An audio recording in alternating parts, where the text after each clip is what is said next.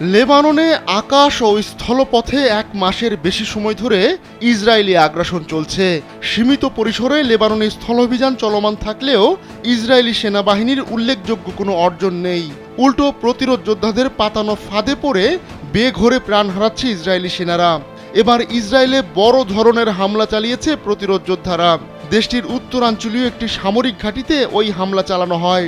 Middle east monitor জানিয়েছে 13 মাস ধরে উভয় পক্ষের মধ্যে চলমান বৈরিতার মধ্যে এই প্রথম ইসরায়েলি কোনো সামরিক ঘাঁটি প্রতিরোধ যোদ্ধাদের টার্গেট হলো। হামলার পর সিরিজ বিবৃতি প্রকাশ করে প্রতিরোধ যোদ্ধারা। সেখানে বলা হয় হাওত্রিম সামরিক ঘাঁটিতে হামলা চালানো হয়েছে। এটি ইসরায়েলের একটি গুরুত্বপূর্ণ বিমান ঘাঁটি। বাংলাদেশের একমাত্র মাল্টিন্যাশনাল টাইলস ব্র্যান্ড আরএকে সিরামিক্স। এই ঘাঁটি হাইফা শহরের প্রায় 40 কিলোমিটার দক্ষিণে অবস্থিত।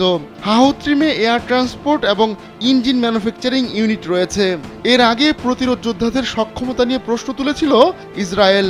তবে দেশটির একেবারে প্রাণকেন্দ্রে হামলা চালিয়ে নেতানিয়াহু প্রশাসনকে ধরাশায়ী করেছে প্রতিরোধ যোদ্ধারা।